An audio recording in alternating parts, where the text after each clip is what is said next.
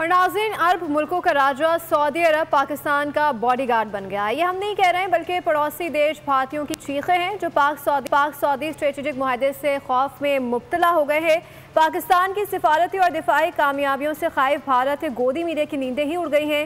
नाम निहाद दिफाई तज्ज़ियाकार मेजर गौरव आर्या भी दिमागी तवाज़ुन खो बैठा, बहकी बहकी बातें करने लगा।